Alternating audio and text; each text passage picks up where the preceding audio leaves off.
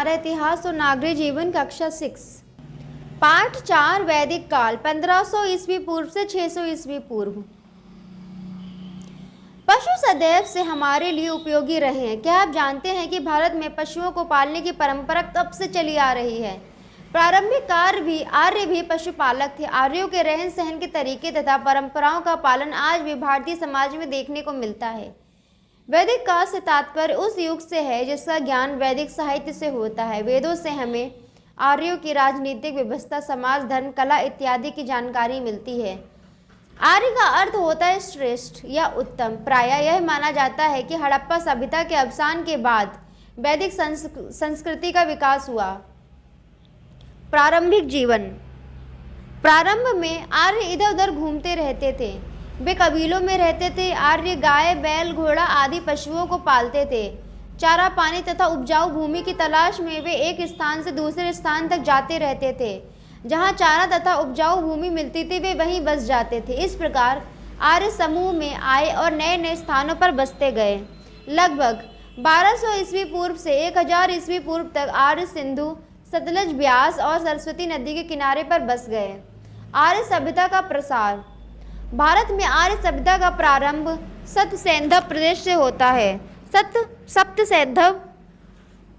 सप्तसैंधव प्रदेश में आर्य कहाँ से आए, इसको लेकर इतिहासकारों के बीच मतभेद है।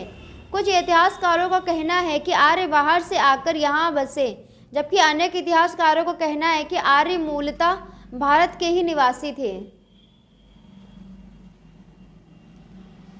समय रेखा 3000 ईस्वी पूर्व से ये है 2000 ईस्वी पूर्व, 1500, 1600 और 200। तो ये 1500 से ये यहाँ तक 1000 तक क्या था? ऋग्वैदिक काल। और 1000 से 600 तक क्या था? ये उत्तर वैदिक काल। और इससे पहले क्या था? ये हमने पिछले पार्ट में हड़प्पा सभ्यता के बारे में भी पढ़ा था ना। हड़प्पा सभ्यता कब से कब तक थी? हड़प्पा सभ्यता थी 2500 से 1520 ईस्वी तक, ठीक है। और उसके बाद ये जो हम दो देख रहे हैं, ऋग्वैदिक काल और उत्तर वैदिक काल, ये दोनों मिलाकर पूरा, ठीक है, 1500 से 600 ईस्वी पूर्व तक, ठीक है। ये यहाँ से यहाँ तक इसका काल रहा, ये पूरा वैदिक काल है। ये अलग अलग दो पार्टों में डिवाइड करके आपको बता दिया गया है, जो कि हम आगे पढ़ेंगे। उसके बाद ये आगे एक नक्शा दिया गया है भारत का, आर्यों का भारत में विस्तार। तो ये यहाँ से दिया गया, ये पाकिस्तान है, अफगानिस्तान है, ये चीन है, ये अरब सागर है, ये बंगाल की खाड़ी है, ठीक है। तो इस तरह से ये भारत का नक्शा है। ये नेपाल है आर्य, और ये आर्यवन है। तो इस तरह से ये है। पहले ये जो नेपाल है ना, भारत का ही पार्ट था। ये देखिए यहाँ पे बना हुआ है, नाम लिखा है। तो इस तरह से यहाँ पे बसे हुए थे, मतलब यहाँ पे ये जो दिख रहा है ना, ये यहाँ इस एरिया में बसे हुए थे। अब इसके आगे पढ़ते हैं। सप्तसैंधव मतलब 7 नदी, सिंधु, रावी, ब्यास, झेलम, चिनाब, सतलज, सरस्वती। ब्रह्मवर्त दिल्ली के आसपास का क्षेत्र। महर्षि गंगा यमुना का दोआब क्षेत्र। आर्यावर्त 1, 2, 3 हिमाचल से विंध्याचल पर्वत तक का क्षेत्र। दक्षिणापथ विंध्याचल पर्वत के दक्षिण की ओर का क्षेत्र। ये जो है यहाँ पे ये आर्यावर्त लिखा है। ये बहुत ज़्यादा प्रिंटिंग मिस्टेक है, तो इसलिए सही से दिखाई नहीं दे रहा है। ये आर्यावर्त लिखा है। भारत का ही जो पुराना नाम था आर्यावर्त, तो यहीं से आया कि जो आर्य लोग रहते थे भारत में, ठीक है। और जो है ये है दक्षिणापथ, ठीक है। विंध्याचल पर्वत दक्षिण की ओर का क्षेत्र, ये है दक्षिणापथ। यहाँ पे सही से क्लियर दिख नहीं रहा है, इसलिए सही से समझ नहीं आ रहा है। कोशिश करिएगा आप देखने की, शायद आपको समझ आ जाए। और क्या क्या है यहाँ पर, और तो नहीं दिख रहा है सही से। चलिए आगे पढ़ते हैं। वेद शब्द संस्कृत भाषा के विद शब्द से बना है। इसका अर्थ होता है जानना। वेदों की संख्या 4 है, ऋग्वेद, यजुर्वेद, सामवेद और अथर्ववेद। ऋग्वेद सबसे प्राचीन वेद है। ऋग्वेद में विभिन्न देवताओं को संबोधित प्रार्थनाएं हैं, जिन्हें ऋचा कहा जाता है। ऋग्वेद में 10 भाग हैं, जिन्हें मंडल कहते हैं। प्रसिद्ध गायत्री मंत्र ऋग्वेद से लिया गया है, जिसका आज भी धार्मिक अवसरों पर उच्चारण किया जाता है। सामवेद में भारतीय संगीत के सप्त स्वर सा, रे, गा, मा का वर्णन है। यजुर्वेद में विभिन्न यज्ञों तथा उसे करने की विधियों का वर्णन है। अथर्ववेद में तंत्र, मंत्र, जादू टोना का वर्णन है। ये गायत्री मंत्र यहाँ पर ओम भूर्भुवः स्वः तत्सवितुर्वरेण्यं भर्गो देवस्य धीमहि धियो यो न प्रचोदयात्। हे विश्व निर्माता, हमारे पाप नाशक ज्योति पुंज से हमारा उद्धार हो।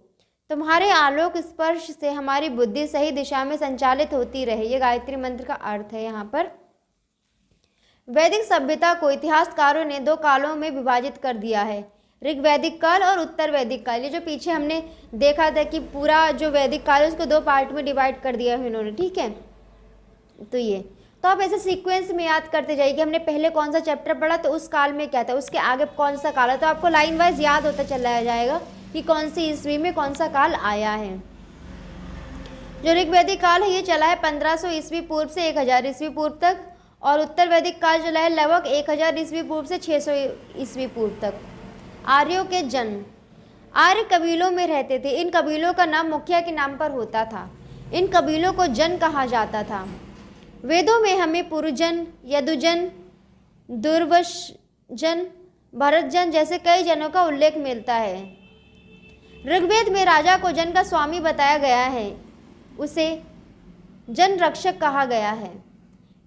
एक जन में कई विष होते थे, इसके मुखिया को विषपति कहा जाता था। कई ग्राम मिलकर विष बनाते थे। ग्राम के प्रमुख को ग्रामणी कहा जाता था। ग्राम कुल या ग्रह में विभाजित थे। कुल या ग्रह के मुखिया को कुलप या ग्रहपति कहा जाता था। उत्तर वैदिक काल में जब जन स्थायी रूप से किसी क्षेत्र में बस गए तब जनपद में परिवर्तित हो गए।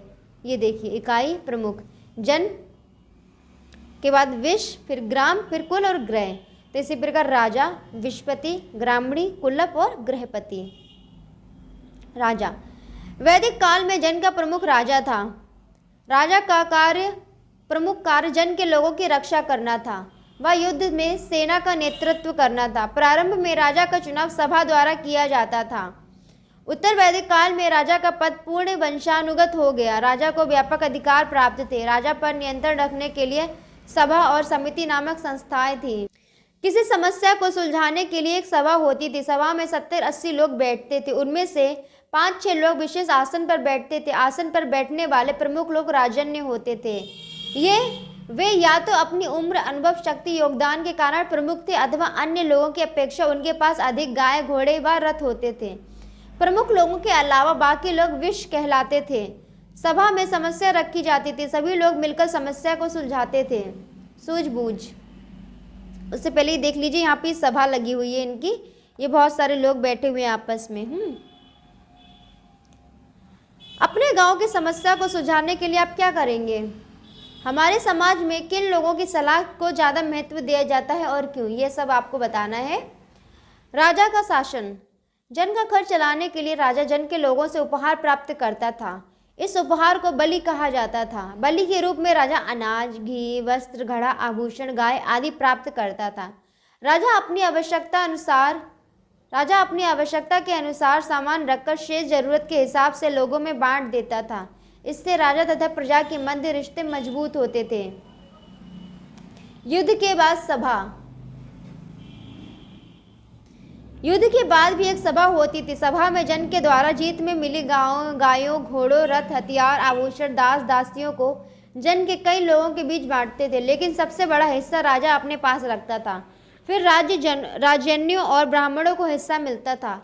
कुछ गायें, भेड़ें, बकरियां, अनाज आदि जन के साधारण लोगों को भी दी जाती थी। इससे राजन्यों के पास गायें, घोड़े, हथियार, सोना, दास दासियों की संख्या ज़्यादा हो जाती थी और वे पहले से ज़्यादा ताकतवर बन जाते थे। और ये फोटो दिया गया है राजा को बलि देते हुए। बलि मतलब जो भी उपहार स्वरूप राजा को देते हैं। तो बलि का पुराने जमानों में अर्थ ये था, जो राजा को लोग देने आते थे, आभूषण, उपहार, जो भी है। धर्म एवं यज्ञ। आर्य लोग देवताओं को प्रसन्न करने के लिए प्रारंभ में स्तुति पाठ करते थे, बाद में यज्ञ करने लगे। यज्ञ का कार्य पुरोहित करवाता था। यज्ञ सामूहिक हुआ करते थे, जिसमें पुरुषों के साथ साथ महिलाओं की भी सहभागिता होती थी। यज्ञ में कार्य की सफलता के लिए भेंट व चढ़ावे के साथ साथ देवताओं की प्रशंसा में वेद के मंत्र गाए जाते थे। इंद्र आर्यों के सबसे प्रिय देवता थे, जो उन्हें युद्ध में विजय दिलाते थे। यज्ञ के समय ब्राह्मण वेद मंत्रों का सस्वर पाठ करते हुए आग में भी घी डालते जाते थे। ये मंत्र संस्कृत भाषा में थे। बहुत समय तक ये मंत्र लिखे नहीं गए, इन्हें बोल बोल कर याद रखा जाता था और दूसरों को सिखाया जाता था। बाद में इन्हें लिख दिया गया। आज हम ऋग्वेद के मंत्रों को पढ़कर आर्यों के जीवन की कई बातों को जान सकते हैं। वैदिक कालीन समाज। वैदिक कालीन समाज का आधार परिवार था। परिवार का वरिष्ठ पुरुष सदस्य इसका मुखिया होता था, जिसको कुलप या गृहपति कहा जाता था। आरंभ में आर्य 3 वर्णों में विभाजित थे, राजा, पुरोहित तथा अन्य जन। यह विभाजन उनके व्यवसाय पर आधारित था, परंतु कठोर नहीं था। किंतु धीरे धीरे जो यज्ञ करवाते थे वे ब्राह्मण कहलाए, जो युद्ध करते थे वे क्षत्रिय कहलाए, जो व्यापार करते थे वे वैश्य कहे जाते थे। बाद में शूद्र नामक चौथा वर्ण भी मिलता है, जिसमें युद्ध में हारे लोग शामिल किए गए। धीरे धीरे वर्ण व्यवस्था कठोर हो गई। अब कार्य रुचि के आधार पर न होकर वंश पिता के कार्य के आधार पर हो गए, परंतु योग्य व्यक्ति अपनी योग्यता के बल पर कोई भी पद प्राप्त कर सकता था। महिलाओं को उच्च स्थान प्राप्त था, वे पुरुषों के समान शिक्षा प्राप्त करती थी। वेदों से हमें लोपा, मुद्रा, घोषा, सची आदि महिलाओं के नाम प्राप्त होते हैं। आर्यों के मकान घास फूस तथा मिट्टी के बने होते थे। आर्य दूध तथा उससे बने पदार्थ, दही, दधी, नवनीत, मक्खन, घृत, घी का प्रयोग करते थे। अन्न में यव, जौ, गोधूम, गेहूं, ब्रीही, चावल का प्रयोग करते थे। आश्रम व्यवस्था। प्रत्येक व्यक्ति के जीवन को व्यवस्थित करने के लिए आर्यों ने जीवन को 4 अवस्थाओं में बांट दिया था। पहली अवस्था ब्रह्मचर्य की थी, इसमें बच्चा आश्रम में रहकर शिक्षा पाता था। दूसरी अवस्था गृहस्थ की थी, यह अवस्था पारिवारिक जीवन से संबंधित थी। तीसरी और चौथी अवस्थाएं क्रमशः वानप्रस्थ और संन्यास की थी, जिसमें व्यक्ति वन में जाता था और आत्मचिंतन द्वारा ईश्वर को प्राप्त करने की कोशिश करता था। आर्यों की भाषा। यह कहना कठिन है कि सारे आर्य लोग एक ही नस्ल के थे। वे इंडो यूरोपियन परिवार की भाषा संस्कृत बोलते थे। अब भी यह अपने बदले हुए रूपों में यूरोप, ईरान व भारत में बोली जाती है। यह तथ्य इन भाषाओं के बोलने की ढंग की समानांताओं पर आधारित है। बोल कर देखिए। संस्कृत, फारसी, लैटिन, अंग्रेजी। संस्कृत में पितृ, मातृ, फारसी में पितर, मादर, लाटिन में पाटर, माटर, अंग्रेजी में फादर, मदर।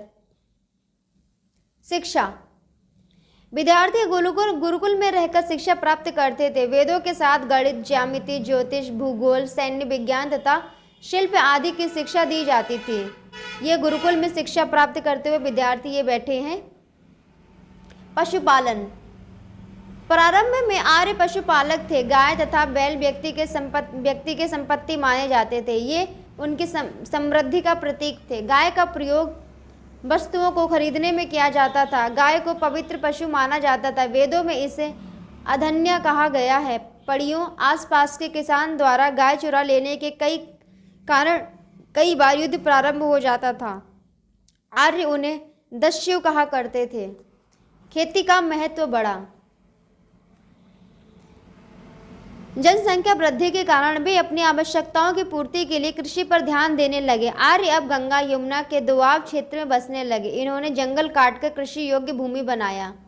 कृषि करने के लिए वे हल का प्रयोग करते थे। वे जौ के साथ गेहूं, धान, दाल आदि उगाते थे। ये देखिए खेती के लिए बैलों का उपयोग कर रहे हैं। शिल्प।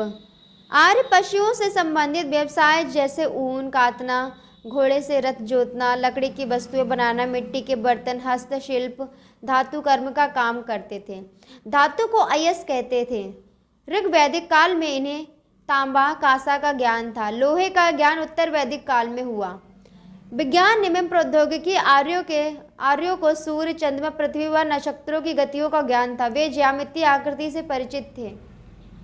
ऋग वैदिक काल से उत्तर वैदिक काल में आए परिवर्तन। ऋग वैदिक काल और ये उत्तर वैदिक काल। ऋग वैदिक काल में जीवन गतिशील था और उत्तर वैदिक में जीवन स्थायी हो गया। राजा का पद वंशानुगत नहीं था, राजा का पद वंशानुगत हो गया। यहाँ पे पहले राजा लोग चुनते थे, यहाँ पे वंशानुगत मतलब राजा का पुत्र ही राजा बन गया या उसके परिवार से ही। वर्ण व्यवस्था नहीं थी, वर्ण व्यवस्था विकसित हो गई। पशुपालन मुख्य व्यवसाय था, कृषि मुख्य व्यवसाय बन गया। महाकाव्य रचना। रामायण और महाभारत 2 प्रसिद्ध महाकाव्य हैं। रामायण की रचना महर्षि वाल्मीकि द्वारा संस्कृत में की गई है। इस ग्रंथ में कौशल के राजा दशरथ के पुत्र मर्यादा पुरुषोत्तम राम के आदर्श जीवन और कार्यों का वर्णन किया गया है। आज भी रामचंद्र जी के जीवन पर आधारित रामलीला का आयोजन किया जाता है। महाभारत की रचना महर्षि वेद व्यास ने की। इस महाकाव्य में कुरु वंश के कौरवों तथा पांडु वंश में पांडवों की कथा मुख्य रूप से दी गई है। बुराई पर अच्छाई की जीत, ये देखिए हो रही है यहाँ पर। और भी जानिए, लोहे की खोज उत्तर वैदिक काल में हुई। वैदिक काल से पूर्व चित्रात्मक लिपि थी। अब ध्वनि के आधार पर अक्षरों का विकास होने लगा।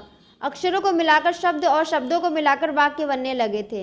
ब्राह्मण ग्रंथ इनकी रचना यज्ञ के विधान तथा क्रियाओं को समझने के लिए की गई थी। वेद के अपने अपने ब्राह्मण ग्रंथ हैं। उपनिषद, इन्हें वेदांत भी कहा जाता है। इनकी संख्या 108 है। भारत का आदर्श वाक्य सत्यमेव जयते मुंडकोपनिषद से लिया गया है। शब्दावली, अधन्या, जिसका वध न किया जाए। दोआब, दो नदियों के बीच का उपजाऊ क्षेत्र। वंशानुगत, पिता के बाद पुत्र को प्राप्त होने वाला अधिकार। और नेक्स्ट वीडियो में हम इस पार्ट के क्वेश्चन आंसर्स करेंगे। अभ्यास आपको मिल जाएंगे तो आप वो देख लीजिएगा।